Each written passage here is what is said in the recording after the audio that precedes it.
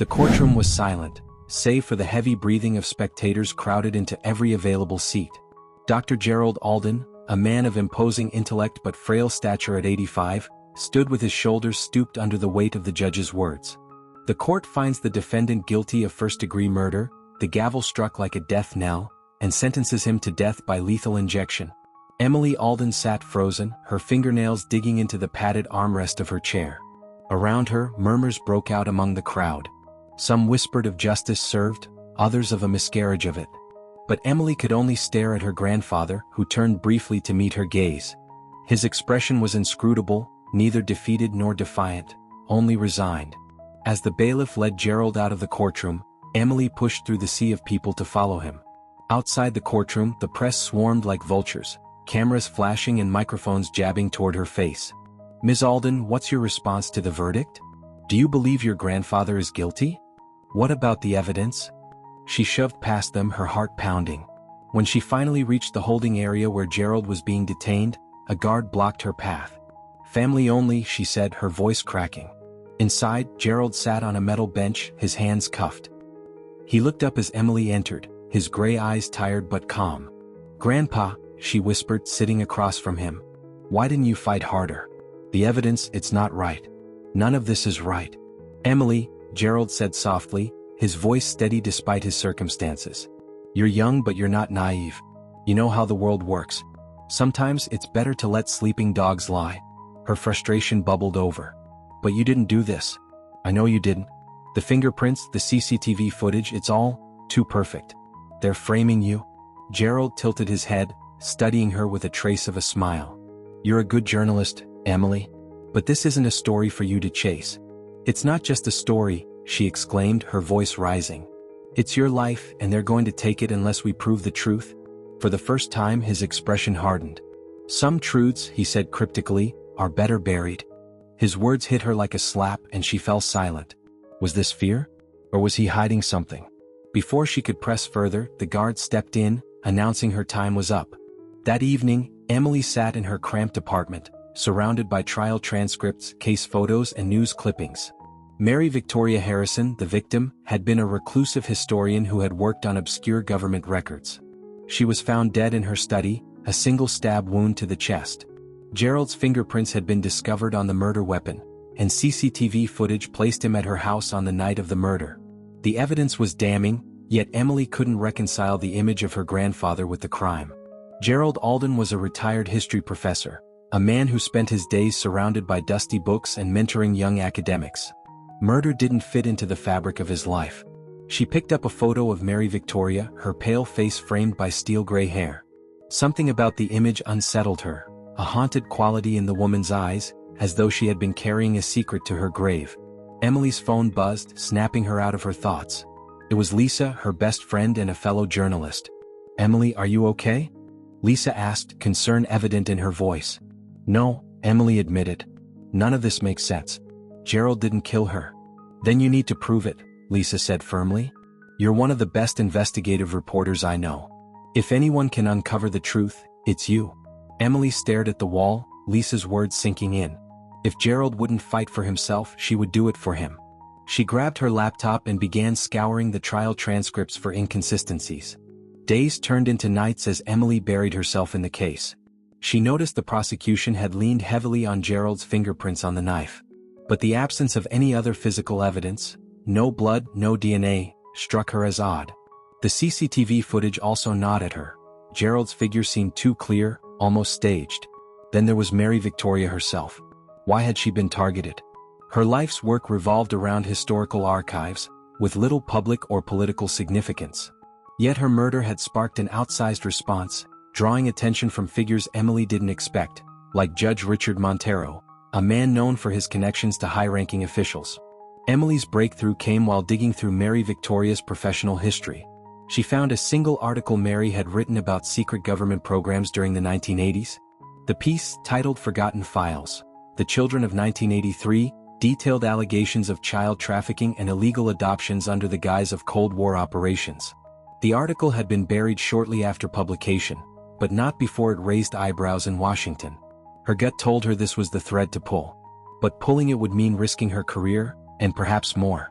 Late one night, Emily visited Gerald in prison again. This time she wasn't there to plead with him but to confront him. "I know about Mary Victoria's work," she began, leaning in close so the guards wouldn't overhear. "The article she wrote about the children. Is that why she was killed? Does it have something to do with you?" Gerald's face remained impassive, but she saw his knuckles tighten against the table. "You're stepping into dangerous territory, Emily," he said quietly. "I'm already in it," she shot back. "But I need to know, are you guilty? Or are you protecting someone?" For a moment she thought he wouldn't answer. Then he sighed, leaning back. "Emily, if you keep digging you might not like what you find. Let me decide that." He gave her a long searching look, then finally said, "The truth is a heavy burden. But if you're willing to carry it, start with Judge Montero." The name sent a chill down her spine. "What about him?" "Let's just say," Gerald said with a faint, bitter smile, "he's very good at burying things." As Emily left the prison, her mind raced. Her grandfather wasn't just an innocent man caught in a web of lies. He was hiding something that connected Mary Victoria's death, the judge, and the secrets of 1983. And she was determined to uncover it. Emily Alden sat cross-legged on the floor of her tiny apartment, surrounded by a sea of court documents, photographs, and yellowed clippings. Gerald's case was neatly packaged by the prosecution, too neatly. Something was off, and the nagging feeling in her gut refused to let her rest. The forensic report detailing the fingerprints on the knife was the first to catch her attention. The document described the prints as clear and unbroken, a perfect match to Gerald's. Yet, in her years as a journalist, Emily had learned that real crime scenes were rarely so tidy. Fingerprints, especially on a murder weapon, were often smudged or partial. She flipped to the CCTV footage that the prosecution had touted as irrefutable evidence. It showed Gerald entering Mary Victoria Harrison's modest suburban home on the night of the murder. But as she replayed the clip, a subtle detail stood out.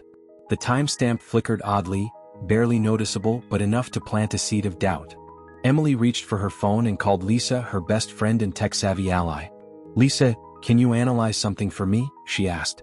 "Depends. Is it legal?" Lisa teased. "It's a murder case." Lisa sighed. "Send it over." Emily emailed the CCTV footage and continued to sift through the transcripts while waiting. A pattern began to emerge. Every piece of evidence felt orchestrated, as though someone had gone to great lengths to ensure Gerald's conviction. The prosecutor had built a fortress of damning proof, but Emily suspected that fortress had a foundation of lies. Hours later, Lisa called back. "You're right," she said without preamble. "The timestamp's been tampered with. It's subtle, but there are frame inconsistencies around the time Gerald supposedly entered the house." Emily's heart raced. "Can you tell what's missing?" "Not exactly, but someone spliced the footage. It's professional-grade work, Em. Whoever did this had resources." Emily thanked her and hung up, staring at the paused video on her laptop screen. Gerald's figure stood in the doorway, his face obscured by shadows.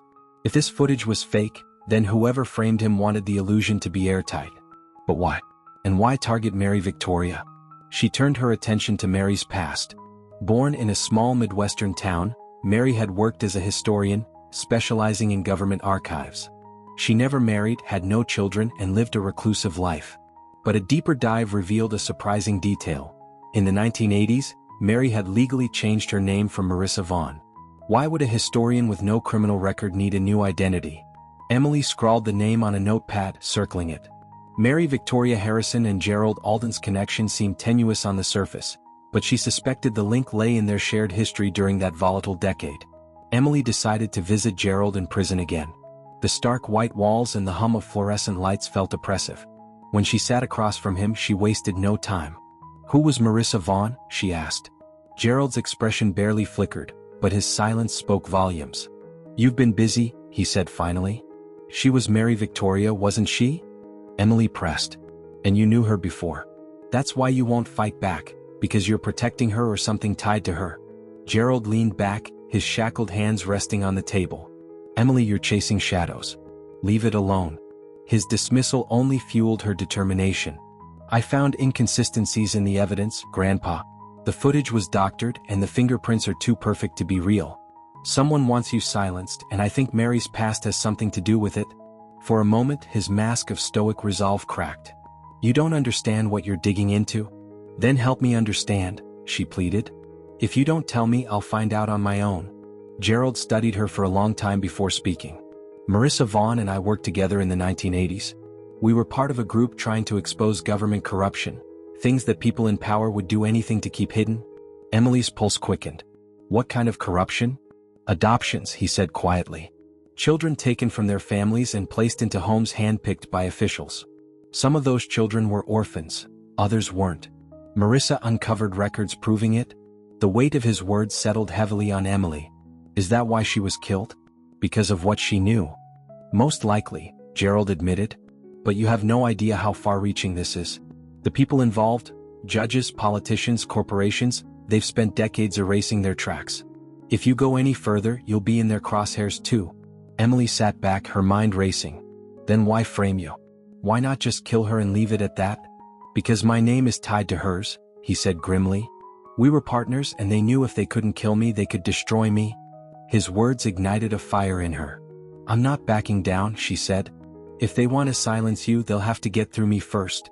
Gerald's eyes softened with something between pride and sorrow. "Just be careful, Emily. Some truths aren't worth the cost." Emily's next step was to investigate Judge Richard Montero, who had presided over Gerald's trial. Montero had a reputation for harsh rulings and deep political ties.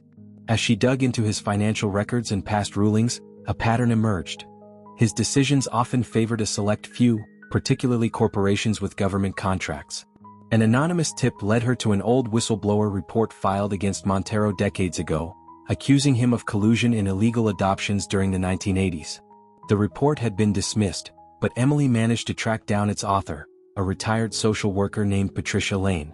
Patricia agreed to meet Emily in a diner on the outskirts of town. The elderly woman arrived looking wary, her hands trembling as she held her coffee. "You're digging into dangerous territory," Patricia warned. "The last time I tried to expose Montero, I lost everything. My job, my home. They made sure no one would believe me." "But you knew what was happening," Emily pressed. "The children, the adoptions, it was real, wasn't it?" Patricia nodded, her eyes haunted. "We called it the placement program. They said it was for national security, but it was a cover for trafficking. Families were broken apart, and children were given new identities." "Do you know if Gerald Alden or Mary Victoria Harrison were involved?" Emily asked. Patricia hesitated before answering. "Mary, yes. She was relentless in documenting everything. As for Gerald, he wasn't part of the placements, but he helped Mary protect some of the families." Emily leaned in. "Why hasn't this come to light?" Patricia gave a bitter laugh. "Because people like Montero are experts at covering their tracks. And because people like me were too scared to keep fighting." Emily thanked her, leaving the diner with a sense of both clarity and dread. The pieces were falling into place: Mary's death, Gerald's framing, and Montero's role. The picture it painted was one of a powerful conspiracy, the scale of which she had only begun to understand. As she drove home, Emily knew she was running out of time. Gerald had less than 3 months until his execution, and the truth was buried beneath decades of lies. But she also knew one thing for certain: she wasn't stopping until she unearthed it all. Emily Alden's car rumbled along a lonely highway cutting through fields of corn and soybeans. She glanced at the printed map on the passenger seat, its edges creased from repeated folding. The destination was a town so small it barely qualified for a dot on the map: Harrisonville, population 2,304. Mary Victoria Harrison, or rather Marissa Vaughn, had lived there for several years before adopting her new identity, and Emily hoped the town held answers to why. The sign welcoming her to Harrisonville was faded, its paint peeling. Emily rolled into the town square, where a modest courthouse and a diner appeared to be the most active spots. She parked and stepped into the diner, the faint aroma of coffee and fried food meeting her as she crossed the threshold. Taking a seat at the counter, Emily scanned the room. A few locals sat at booths, their conversations low but curious glances drifting her way. She ordered a coffee and asked the waitress, a friendly woman with a name tag that read Ruby, if she could point her toward the local library. "Sure," Ruby said, topping off Emily's coffee. "It's right down Main Street, past the hardware store. Small, but folks say Miss Helms keeps it well stocked." Emily thanked her and paid for her drink. She could feel the weight of eyes on her back as she exited, the stranger in town clearly a point of interest. The library was indeed small but cozy. Rows of wooden shelves held neatly organized books, and a faint musty smell hung in the air. Behind the counter sat an older woman with sharp eyes and a warm smile. "Miss Helms, I presume?" Emily asked, stepping forward. "That's me. What can I do for you?" the woman replied. Emily explained she was a journalist researching a local historical figure, Marissa Vaughn. Miss Helm's brow furrowed at the mention of the name. "Marissa Vaughn. I haven't heard that name in years. Do you know anything about her?" Emily pressed. Miss Helms tapped her chin thoughtfully. She was intense, always digging into things, asking questions that made folks uncomfortable. She moved here in the early 80s, stayed for about 5 years. Then, out of nowhere, she packed up and left. "Do you know why she left?" Emily asked. The librarian hesitated, her gaze flickering around the room. There were rumors. Some said she got involved in something bigger than this town. Others said she made enemies she couldn't shake. Emily leaned in. "What kind of enemies?" Miss Helms shrugged, clearly reluctant to say more. "I couldn't tell you for sure, but there was talk of government folks coming around asking questions about her. I always figured Marissa had a reason for keeping to herself." Emily thanked her and asked if the library had any old newspapers or public records. Miss Helms directed her to the archives, a cramped room at the back of the library filled with filing cabinets and microfilm readers. Hours passed as Emily pored over dusty newspapers and brittle documents. The puzzle pieces began falling into place. Marissa Vaughn had been deeply involved in local social work, often helping vulnerable families. But an article from 1983 caught Emily's eye. The headline read, "Local social worker accused of meddling in government affairs." The article detailed accusations that Marissa had interfered with official placements of children during a federal program aimed at reassigning vulnerable youth. The language was vague, but Emily recognized the implications. Marissa hadn't just been helping families, she had been actively resisting an organized operation to remove children and place them elsewhere, likely without consent. Emily made copies of the article and the related records she could find. She left the library with a growing sense of unease. The deeper she dug, the clearer it became that Marissa, had been a target for years, not because of who she was but because of what she knew. As the sun dipped low, Emily found herself in front of the house Marissa had once called home. The modest two-story structure sat on the edge of town, its peeling paint and overgrown yard a testament to years of neglect. She knocked on the door, half expecting no answer, but after a few moments, it creaked open. An elderly man stood there, leaning on a cane. "Can I help you?" he asked, his voice wary. "Hi, I'm Emily Alden," she said, keeping her tone gentle. "I'm a journalist researching Marissa Vaughn. I heard she lived here years ago." The man's expression tightened. "Marissa's been gone a long time. Why do you care?" "I think her past might help clear my grandfather's name," Emily explained. "He's been accused of murder, but I believe they were both caught up in something much bigger." The man sighed and opened the door wider. "Come in." His name was Henry Parker, and he had been Marissa's neighbor and occasional confidant during her years in Harrisonville. As they sat in his dimly lit living room, he recounted his memories of her. "Marissa was a force of nature," Henry said. "Smart, determined, but always looking over her shoulder. She told me once that she had uncovered something that could ruin a lot of powerful people." "What kind of something?" Emily asked. Henry shook his head. "She didn't give me details, just said it involved children. Kids taken from their families and given to others who fit the agenda, whatever that meant." Emily's stomach churned. "Did she ever mention anyone specific?" "A name, maybe?" Henry hesitated, then nodded. "Richard Montero. She said he was one of the people pulling the strings. Said he had the connections to bury anything that got too close to the truth." Emily's pulse quickened. "Did she say what she planned to do with what she knew?" "She said she was going to write it all down, document everything. Said if anything happened to her, it would all be in one place." Emily leaned forward. "Do you know where?" Henry looked troubled. "She kept a locked chest in her attic. Said it was for when the time came. I don't know if it's still there, but if it is, it's yours to find." Later that evening, Emily climbed into the attic of the old Vaughn house with a flashlight and a crowbar. The space was filled with dust and cobwebs, the air thick with disuse. In a corner, hidden beneath a pile of rotting fabric, she found it, a heavy wooden chest with a rusted padlock. Her heart pounded as she pried the lock open. Inside were folders upon folders of documents, old photographs, and a weathered journal. Emily flipped through the pages, her breath catching as she read Marissa's detailed accounts of the placement program. It wasn't just illegal, it was monstrous. Families destroyed, children stripped of their identities, and officials like Richard Montero profiting at every step. Emily's hands trembled as she packed everything into her bag. She had the proof she needed, but she also knew what it meant. This wasn't just a case of clearing her grandfather's name. She was exposing a network of corruption that spanned decades. As she drove away from Harrisonville, Emily felt the weight of what she had uncovered pressing down on her. The road ahead was dangerous, but there was no turning back.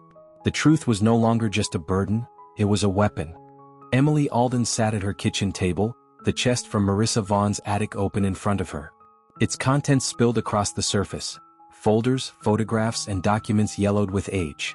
Each piece of paper was a fragment of a horrifying puzzle. The government's so-called placement program wasn't just a footnote in history, it was a calculated operation to remove children from their families and reassign them to politically connected households. The children weren't always orphans. Some had been taken under false pretenses, labeled as wards of the state, and given new identities. Emily picked up a faded photograph of a boy, no older than 4, standing beside an unfamiliar woman. The back of the photo was labeled with a name, Joseph Warner.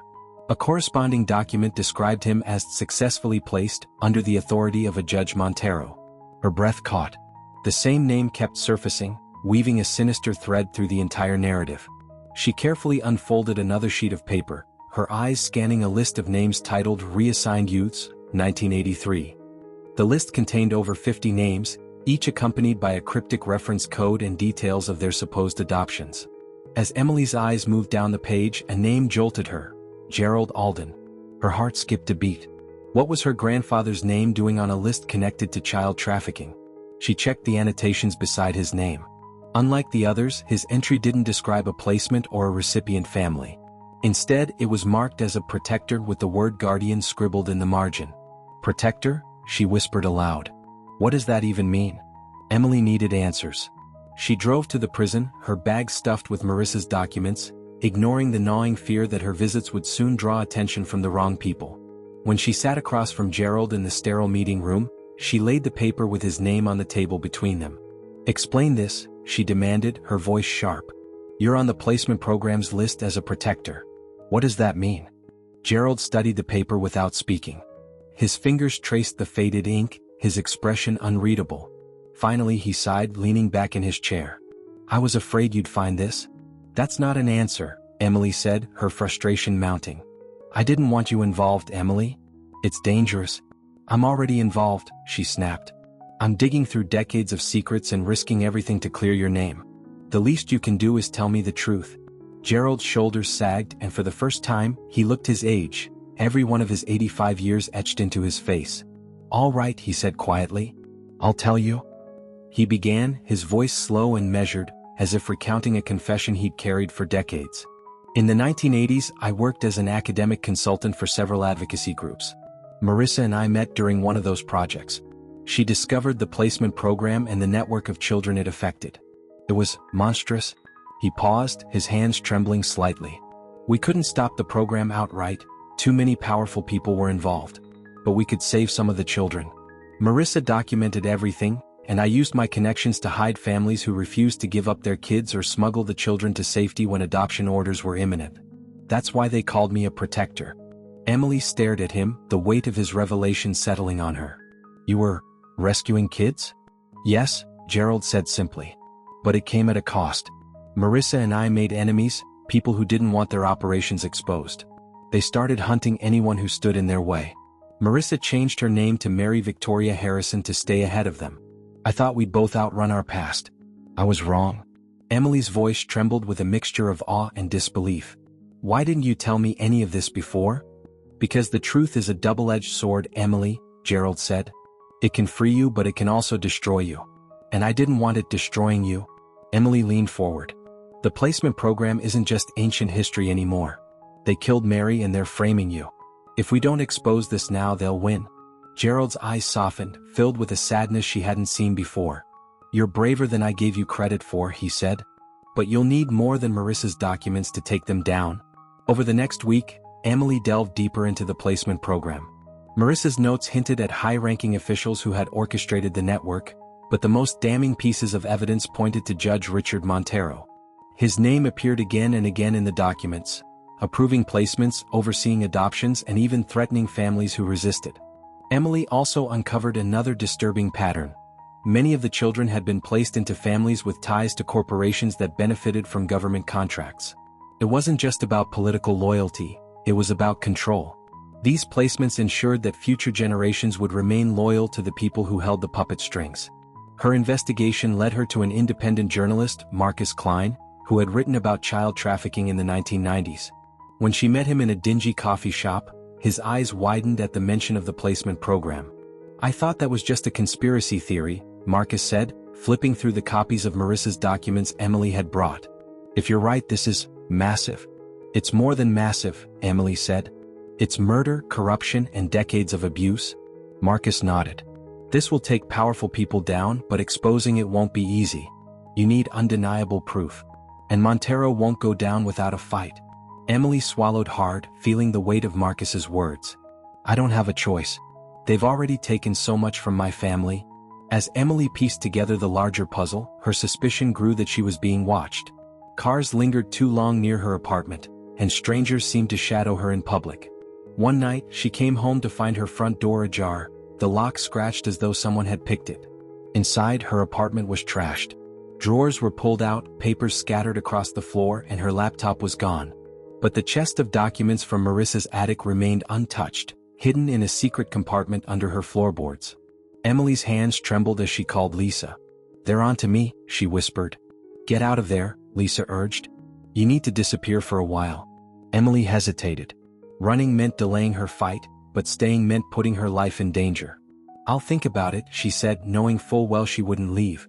That night, Emily stared at the list of names from the placement program, her eyes lingering on her grandfather's.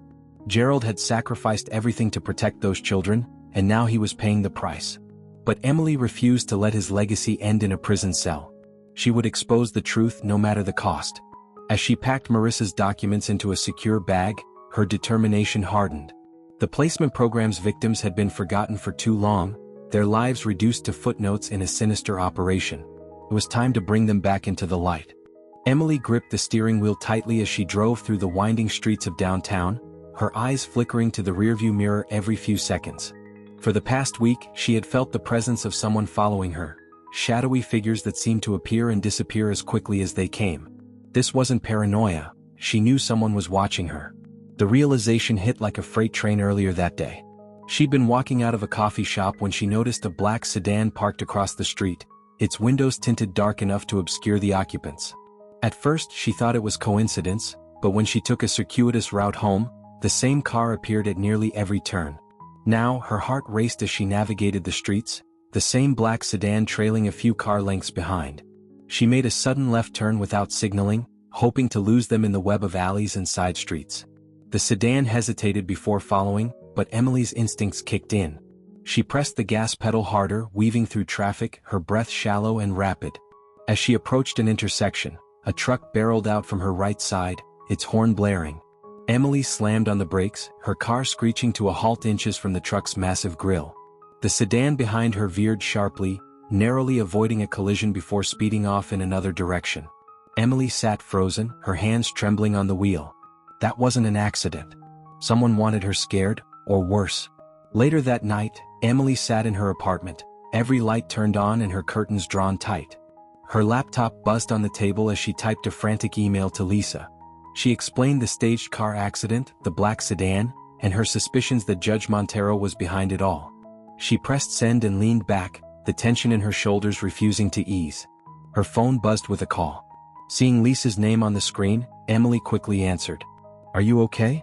Lisa's voice came through, laced with concern. "For now," Emily replied. "But this is getting worse. Someone doesn't want me digging into Montero's past. They're trying to rattle you," Lisa said. "It means you're getting close." "Close to what, though?" Emily asked. "I already have enough to implicate Montero. Why not just let me publish and discredit me later?" Lisa hesitated. "Because there's probably more. Something they can't afford to let you find." Emily glanced at the chest of documents she had locked in her closet. If there was something more, she would find it, no matter the risk. The next morning, Emily returned to the prison to visit Gerald. The guards had become used to her regular appearances, though their watchful eyes still followed her as she entered the visiting room. Gerald looked tired, the fluorescent lights casting harsh shadows on his face. When Emily sat across from him, she wasted no time. "They tried to kill me," she said, her voice low. Gerald's expression tightened. "What happened?" "Someone followed me in a black car and staged a truck to hit me." I got lucky, but it was close. She paused, watching his reaction. This is Montero, isn't it? He knows I'm digging into his past. Gerald sighed, rubbing his temples. I warned you, Emily.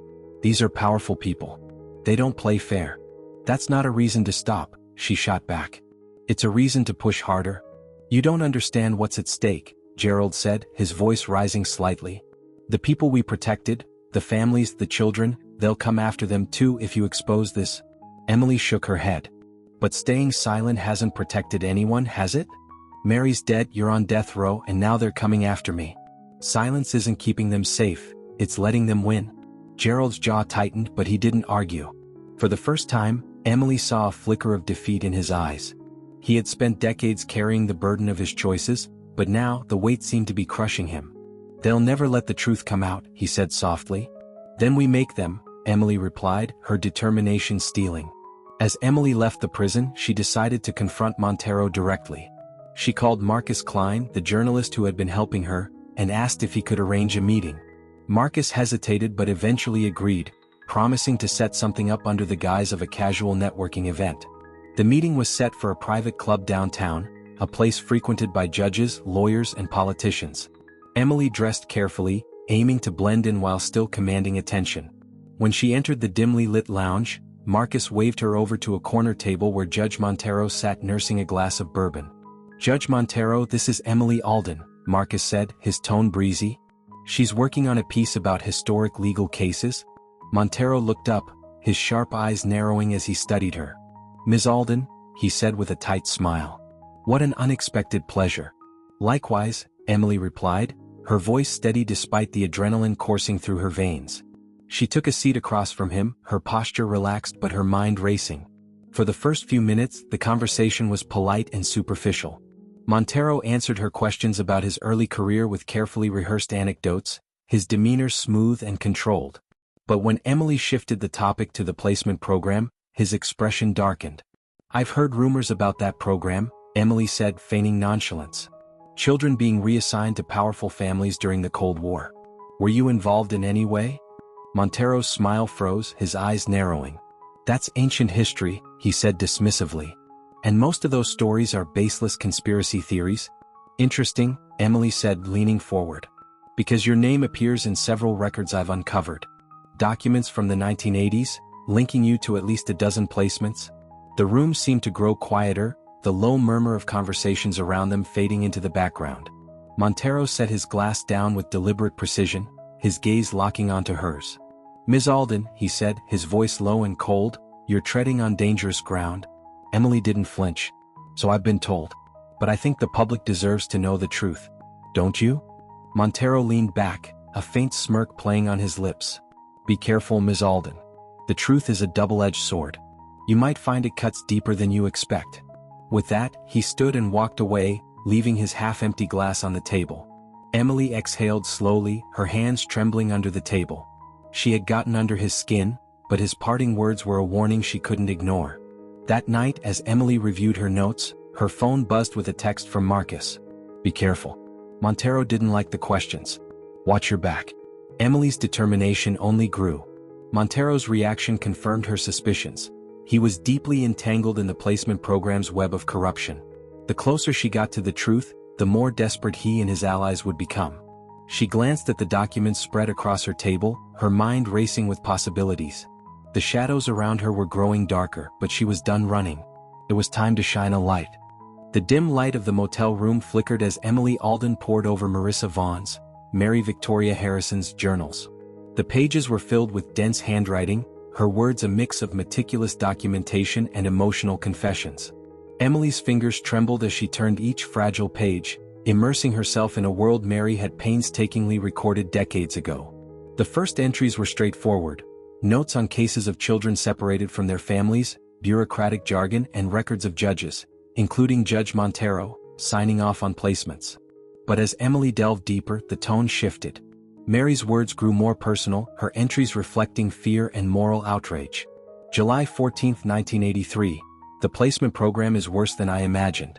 These children aren't just being adopted, they're being reassigned, stripped of their identities, and placed with people who fit the administration's goals. They call it national security. I call it trafficking. July 28, 1983. Gerald says we must be careful. He's right. They're watching us. But how can I stay quiet when I've seen what they're doing? August 15, 1983. Today, I met a family. They were desperate, terrified their child would be taken. We helped them disappear, gave them new names, a fresh start. I keep telling myself we're doing the right thing. But for every child we save, there are dozens we can't reach. Emily sat back, her heart pounding. This was more than just a crusade for Mary, it was a battle for the souls of those children, a fight against a monstrous machine that had consumed lives without a second thought. As she continued reading, the entries became darker, more ominous. October 3, 1983. They know. Montero sent a man to warn me today. He didn't say it outright, but I could see it in his eyes. If I keep digging, there will be consequences.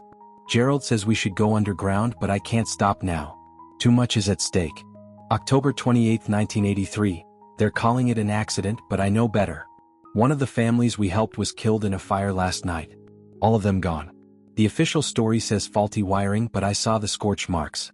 The fire started from the outside. They're sending a message.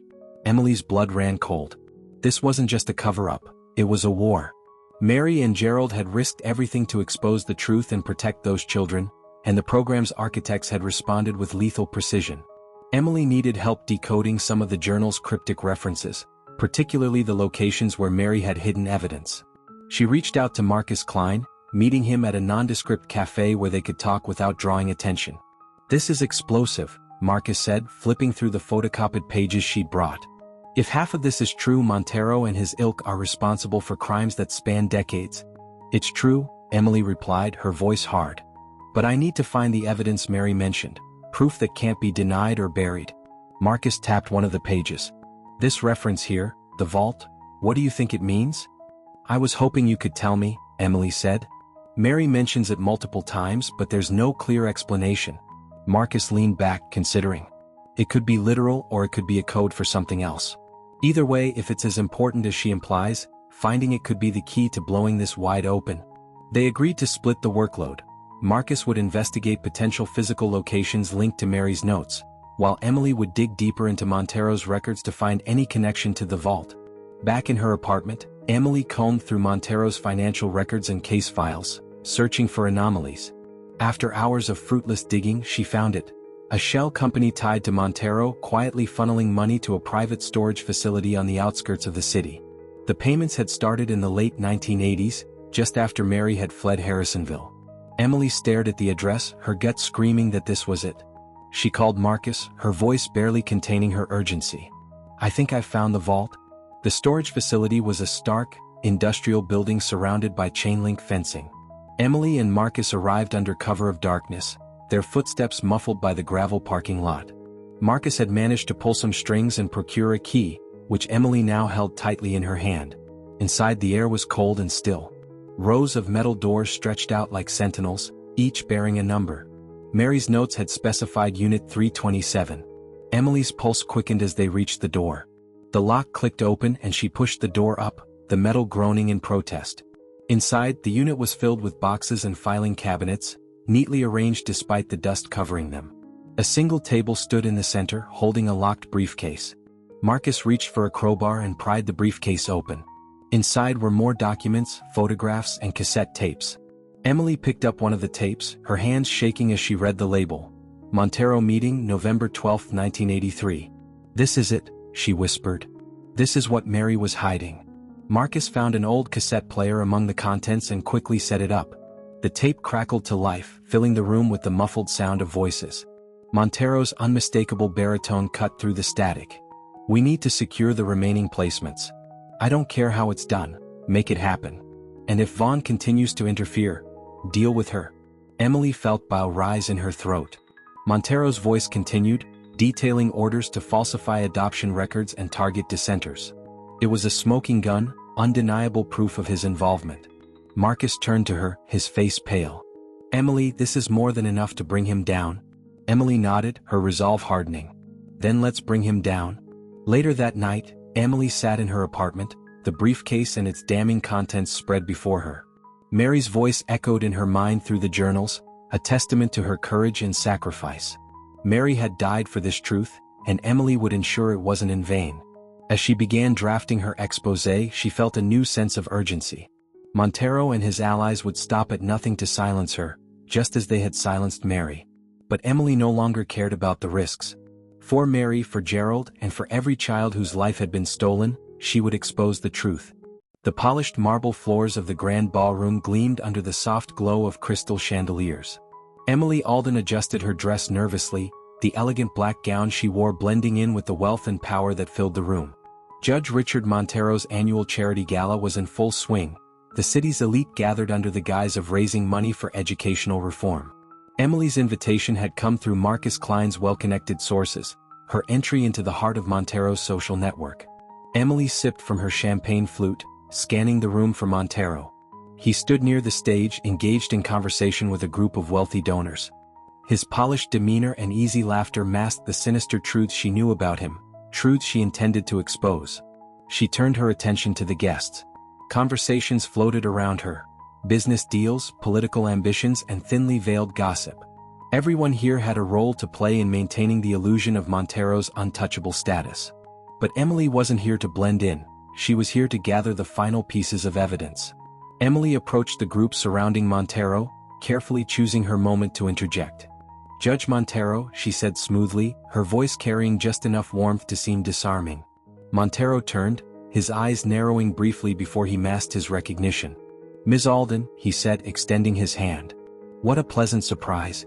"The pleasure is mine," Emily replied, shaking his hand. "Your gala is stunning." Montero smiled, his charm automatic. "We do what we can for the next generation. Education is the foundation of our future." The irony wasn't lost on Emily. She maintained her polite smile. "Indeed. But I imagine hosting something like this must be exhausting. Surely you deserve a break." Montero chuckled. "Perhaps. Why don't you join me in my study for a quieter conversation?" Emily's heart quickened. This was the opportunity she had been waiting for. "I'd like that." Montero's study was richly appointed, with dark wood paneling and shelves lined with leather-bound books. A decanter of whiskey sat on a table near two plush chairs. Montero poured himself a glass and offered one to Emily, who declined. As he sat across from her, his demeanor shifted slightly, his warmth cooling into something more guarded. "You've been asking a lot of questions lately, Ms. Alden." "I'm a journalist, Judge Montero," Emily replied, her tone measured. "It's my job to ask questions." "And to stir up trouble?" he asked, his voice dipping with an edge of menace. Emily held his gaze, refusing to be intimidated. "I don't consider the truth to be trouble." Montero's smile was thin, calculating. "The truth, Ms. Alden, is often more complicated than people realize. I'd advise you to be careful. Some truths can do more harm than good."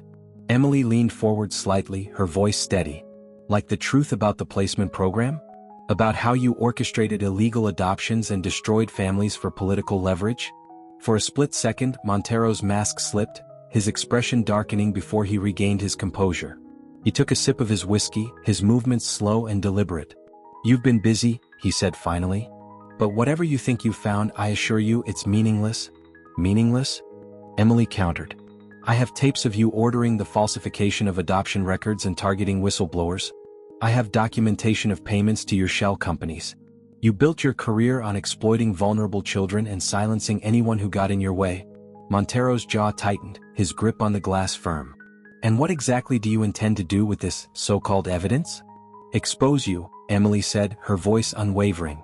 "You framed my grandfather to protect yourself, and I'm going to prove it." Montero laughed, a low, humorless sound. "You think you can take me down? Do you have any idea who you're dealing with?" "I know exactly who I'm dealing with," Emily replied. "A man who's terrified of losing the empire he built on lies." Montero stood abruptly, looming over her. "This conversation is over." Emily rose slowly, meeting his gaze without flinching. "It's only just beginning." As Emily left the study, her mind raced. Montero's reaction confirmed everything she suspected. He was guilty, and he knew she was closing in. But she also knew he wouldn't back down without a fight. Back in the ballroom, Emily rejoined Marcus, who was standing near the buffet table. "How did it go?" he asked, his tone low. "He knows," Emily replied. "And he's scared?" Marcus nodded. "That makes him dangerous. Be careful." "I'm not stopping," Emily said firmly. "He spent decades hiding behind his power, but it's time to pull the mask off."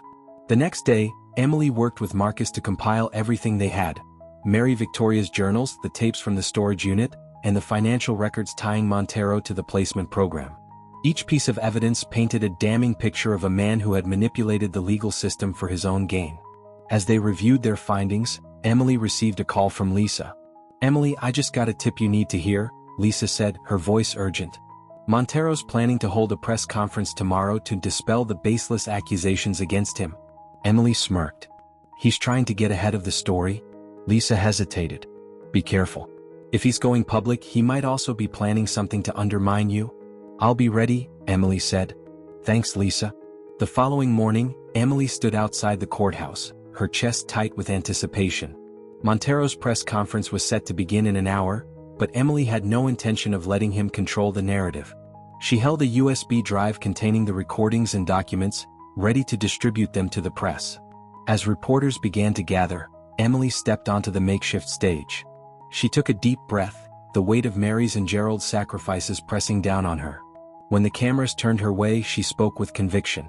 "I'm here to share the truth about Judge Richard Montero," she began. "For decades, he has hidden behind his power, exploiting vulnerable children and silencing those who stood in his way. Today, I have the evidence to prove it." She handed copies of the USB drive to several reporters, her heart pounding as they rushed to review the files. Gasps and murmurs spread through the crowd as the damning recordings played for all to hear. Montero arrived just as the first questions erupted. His face was a mask of fury, but Emily stood firm, knowing the tide had turned. As the reporters swarmed him, demanding answers, Emily allowed herself a small smile. The judge's mask had finally cracked, and the truth was breaking through. Emily Alden entered the prison visitation room with a mixture of triumph and trepidation. Her confrontation with Judge Montero had tipped the scales in her favor, but she couldn't shake the feeling that the fight was far from over. Gerald Alden sat at the table, his posture as stoic as ever, though his eyes carried a heaviness she couldn't ignore. "Grandpa," she began, sitting across from him. "Montero's empire is crumbling. The tapes, the financial records, it's all out there now. The press is running with it." Gerald's expression didn't change. "You've done what I couldn't," he said quietly. "But the fight isn't over, Emily." "Why do you keep saying that?" Emily asked, frustration edging her voice. "Montero's finished. His connections, his leverage, it's all coming apart. If we keep pushing, we can clear your name." Gerald looked down at his hands, his fingers idly tracing the grooves of the worn table. "My name isn't the only one tied to this, Emily. You've uncovered the surface, but there's so much more beneath it." Emily leaned forward, her voice urgent. "Then tell me. Help me finish this." For a long moment, Gerald didn't speak. Finally, he sighed, his shoulders sagging under the weight of the truth he'd carried for decades. "In the early 1980s, Mary and I were part of a clandestine network. We called ourselves The Haven. Our mission was simple: protect the innocent from corrupt systems." He glanced up at Emily, his eyes searching hers. The placement program wasn't just about illegal adoptions. It was a tool for control, a way for powerful people to manipulate families, communities, even entire regions.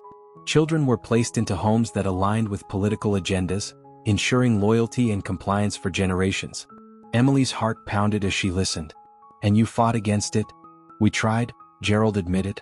Mary uncovered the extent of the program: records, names, the people pulling the strings. Together, we worked to save as many children as we could. We forged documents, helped families disappear, and smuggled kids out of the system. But it wasn't enough. His voice faltered, and for the first time, Emily saw tears glistening in his eyes. "The people behind the program didn't just come after us. They went after anyone we helped. Families were torn apart, lives destroyed. Every time we thought we were making progress, they retaliated with more violence, more destruction." Emily's throat tightened. Mary mentioned that in her journals. She wrote about families being targeted, people dying. Gerald nodded, his jaw clenched. "We were naive to think we could win. Mary paid the ultimate price for her bravery. And now they're trying to make me pay for mine." Emily sat back, her mind racing. "Why didn't you come forward earlier? Why not expose everything before it got to this point?" "Because the cost was too high," Gerald said firmly. "Even now, there are people whose lives depend on the secrecy we maintained. Families who escaped, children who grew up without ever knowing they were saved. If their identities are exposed, they'll be dragged back into the crossfire." "But you're on death row," Emily argued, her voice breaking. They're going to execute you for a crime you didn't commit. And if my silence keeps them safe, Gerald replied, his tone resolute, then it's a price I'm willing to pay. Emily's frustration boiled over. That's not justice. You don't deserve this. Mary didn't deserve this. Gerald reached across the table, placing his hand over hers. Emily, justice isn't always about what we deserve. Sometimes it's about what we're willing to sacrifice for the greater good. Tears streamed down her face as she gripped his hand tightly. I can't let them take you. In the days that followed, Emily wrestled with her grandfather's confession. She understood his reasons, but the thought of letting him die for the sins of others was unbearable. She poured herself into her work, leveraging every connection she had to push the story further. The media frenzy around Montero's downfall intensified, and whispers of additional arrests began circulating. One evening, Emily sat in her apartment, surrounded by notes and evidence. Her phone buzzed with a text from Lisa. Another family just came forward. They've been in hiding since the 80s. Your story is changing lives. Emily stared at the message, a bittersweet mix of pride and pain washing over her. Her work was making a difference, but it felt hollow knowing Gerald's time was running out. A knock at her door startled her. She opened it to find Marcus Klein, his expression grim. We need to talk, he said. He stepped inside, his presence heavy with unspoken tension. Montero's allies are still out there, Marcus began. They're scrambling to cover their tracks, but they're also doubling down on your grandfather. They're trying to expedite the execution. Emily's stomach dropped. What? How can they do that? Political pressure, Marcus explained. They want to bury this scandal as quickly as possible. Gerald's silence keeps their secrets intact, and if he's gone, so is the last witness who can truly expose them. Emily felt a surge of determination. Then we have to stop them. The next day, Emily visited Gerald again, this time with a plan.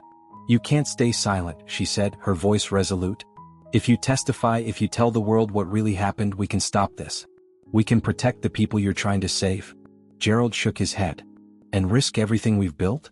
No, Emily. I won't do it. You're not protecting them by dying, Emily argued. You're letting the people who orchestrated this win. Mary didn't stay silent, and neither should you. Gerald's eyes softened. You remind me of her, you know. That same fire, that same refusal to give up. Then let me fight for you, Emily said. You don't have to carry this alone anymore. For a long moment, Gerald was silent, the weight of decades pressing down on him. Finally he nodded. All right, he said quietly. Let's finish what we started. Emily left the prison that day with renewed purpose. Gerald's testimony could change everything, and she would do whatever it took to ensure his voice was heard. As she walked into the blinding sunlight, she felt a surge of hope, for her grandfather, for Mary, and for the countless lives they had fought to protect. The studio lights were blinding, and the buzz of activity around her was disorienting, but Emily Alden sat steady and composed. Across the table sat investigative journalist Marcus Klein and two prominent anchors from the nation's top news network. Between them lay the evidence. Mary Victoria's journals, financial records, tapes, and sworn affidavits from families Gerald and Mary had saved. Gerald had finally agreed to speak, but only under one condition, that the truth come from him directly. This is the most damning case of corruption we've ever covered, one anchor whispered as he reviewed the tapes. This is going to set the nation on fire. Emily only nodded.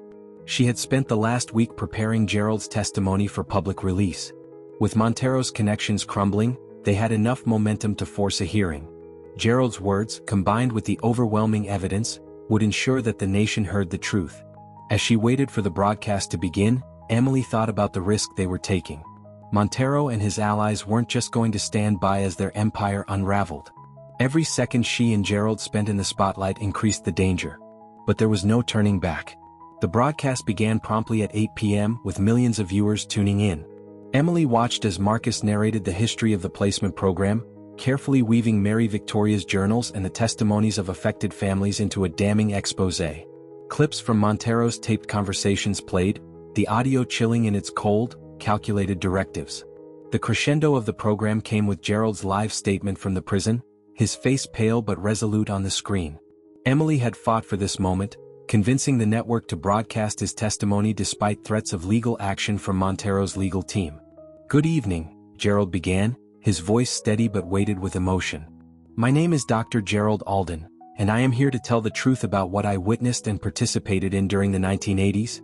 He paused, the gravity of his words hanging in the air.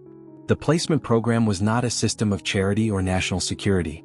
It was a tool of corruption, designed to strip children from their families and place them in environments that served political and economic interests. These placements weren't just illegal, they were immoral.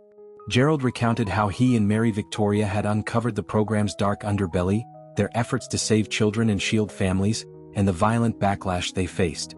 He named names, including Montero and other officials who had orchestrated the scheme.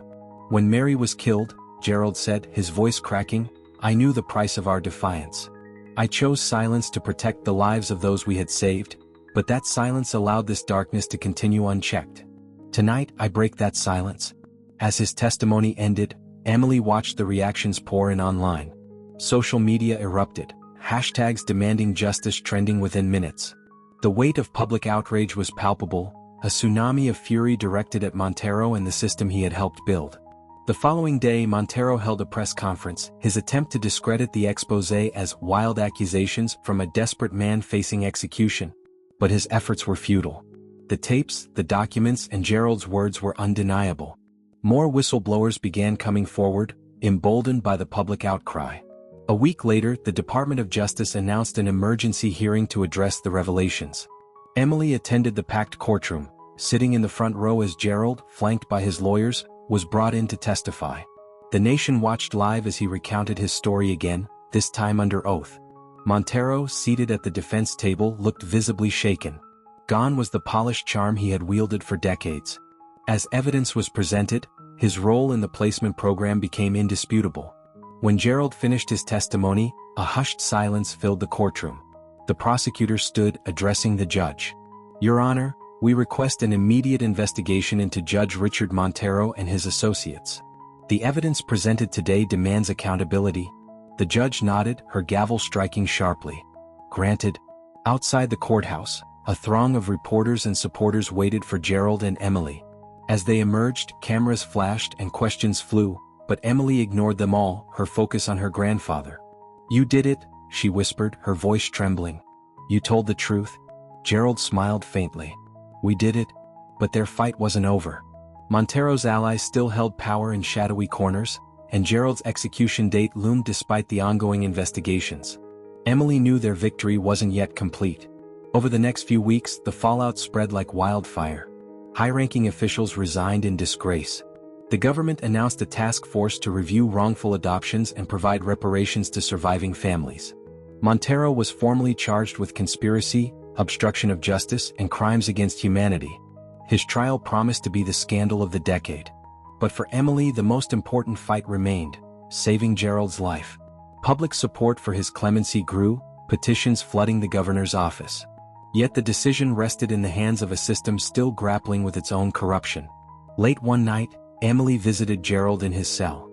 He looked weary but at peace, a stark contrast to the chaos surrounding them. "They might overturn your sentence," Emily said, hope flickering in her voice. "The governor is under pressure to grant clemency." Gerald shook his head. "Whatever happens, I've made my peace. What matters is that the truth is out." Emily's eyes filled with tears. "You deserve to see justice, not just for yourself but for Mary and all those children." Gerald reached through the bars, placing his hand on hers. "You've done more than I ever could, Emily. If my life helps bring change, then it wasn't wasted." As she left the prison that night, Emily felt a mix of triumph and sorrow. They had exposed the darkness, but the cost had been immeasurable. Still, she vowed to fight until the very end, for Gerald, for Mary, and for every family whose lives had been touched by the placement program. The courtroom was packed, the air heavy with tension as Dr. Gerald Alden took the stand for what he knew would be his final testimony. Cameras broadcasted the proceedings live, capturing every word and gesture of the frail man who had become the face of a nation's reckoning. Gerald adjusted his glasses with trembling hands, his gaze steady as it swept across the room. "Do you swear to tell the truth, the whole truth, and nothing but the truth?" the clerk asked. "I do," Gerald replied, his voice firm. Emily Alden sat in the front row, her heart pounding.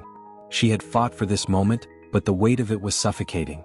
Her grandfather's life hung in the balance, and while the world finally understood his sacrifice, the wheels of justice turned slowly. The prosecutor stood, addressing Gerald with respect. "Dr. Alden, you've already shared your account of the placement program and the roles of key figures, including Judge Montero. But we ask that today you tell us everything. Spare no details. Gerald took a deep breath, his gaze locking with Emily's briefly before he began. I was a young professor when I first became involved in what we now know as the placement program, Gerald began, his voice steady but heavy with emotion. At first, it was presented to me as a humanitarian effort, a way to ensure children from unstable families were placed into safer environments. But it didn't take long for me to realize that it was something far darker. He paused, his words hanging in the air like a storm cloud. The program wasn't about helping children. It was about control. These placements were designed to build a generation of loyalty to those in power. Families were torn apart, identities erased, and lives destroyed, all for political leverage. Gerald described his partnership with Mary Victoria Harrison, her relentless drive to uncover the program's atrocities, and their efforts to protect families at great personal risk. Mary was the bravest person I've ever known, he said, his voice cracking. She sacrificed everything to expose the truth, and she paid for it with her life. The courtroom was silent, the gravity of Gerald's words sinking in. Judge Montero, Gerald continued, his tone hardening, was one of the architects of this operation. He used his position to legitimize illegal adoptions, falsify records, and silence dissenters. When Mary and I became a threat to their agenda, they came after us. Mary went into hiding and I tried to protect those we'd already saved. As Gerald recounted the specifics of the threats, the violence, and the cover-ups, the courtroom sat spellbound. Even Montero, seated at the defense table, seemed shaken, his composed mask cracking under the weight of Gerald's testimony. "Why did you remain silent for so many years?" the prosecutor asked. Gerald's gaze dropped to his hands. "Because my silence was the only shield I had left. If I had spoken sooner, the families we saved, the children who grew up believing they had escaped, would have been dragged back into danger. I chose silence to protect them." He looked up, his eyes brimming with unshed tears. But silence comes at a cost. It allowed these crimes to remain buried, and it cost Mary her legacy. I can't undo the past, but I can ensure that her sacrifice, and the sacrifices of all those affected, are not forgotten. The defense attorney stood, his voice sharp. "Dr. Alden, isn't it true that your silence also protected yourself? That you benefited from avoiding legal repercussions for your actions?" Gerald met the attorney's gaze unflinchingly. "I've spent decades haunted by what I couldn't save, not by what I gained. My silence was never about self-preservation, it was about shielding others. And if I'm guilty of anything, it's believing that was enough." Emily clenched her fists, anger bubbling as the attorney attempted to paint her grandfather as complicit. But Gerald's quiet dignity rendered the accusations hollow. The court, the nation, and even the defense seemed to sense that this man had carried more than his share of the burden. When the prosecutor had no further questions, Gerald asked for permission to address the court. The judge nodded, and Gerald turned to face the packed room. "I stand here today not as a martyr or a hero," he began, his voice steady despite the tremor in his hands. "I am simply a man who made choices, some right, some wrong. But every choice I made was in service of something greater. The belief that we can do better, that we must do better." He paused, his eyes scanning the faces before him. The placement program thrived because good people stayed silent. It thrived because those in power abused their positions and because fear silenced those who would oppose them. But we cannot let fear dictate our actions anymore. Gerald's voice grew stronger, the weight of his years lifting as he spoke with conviction. "The truth has power, and it demands justice, not just for those of us who lived it, but for the generations that come after us. My time may be limited, but the fight does not end here. It is now in your hands." As he sat down, the courtroom erupted in applause, a rare and spontaneous outpouring of emotion that even the judge didn't attempt to quell. Despite the overwhelming evidence and public outcry, the legal system moved too slowly to halt Gerald's execution. Emily and her allies fought tirelessly, but their efforts were met with bureaucratic resistance and political maneuvering. On the morning of his execution, Gerald was calm. Emily sat with him during his final hours, tears streaming down her face as he held her hand. "You've done more than I ever could, Emily," he said softly. "Don't let this break you. Let it strengthen you." "I'm not ready to say goodbye," she whispered. "You don't have to," he replied. "I'll live on in the truth you've revealed." Gerald Alden's death sent shockwaves through the nation. Protests erupted across the country, and calls for systemic reform reached a fever pitch. Montero and his co-conspirators faced swift justice, their legacies destroyed under the weight of their crimes. Emily continued her grandfather's work, establishing a foundation in Mary and Gerald's names to support survivors of the placement program and advocate for children's rights. Though her heart was heavy with grief, she carried forward the legacy of those who had fought so hard for justice. In the years that followed, Gerald's name became synonymous with courage and sacrifice. His final confession was studied in classrooms, cited in legal reforms, and remembered as the spark that ignited a nation's reckoning. Do you believe Gerald Alden's choice to remain silent for decades was justified to protect the families he saved, or do you think speaking out earlier could have changed the course of history? What would you have done in his place?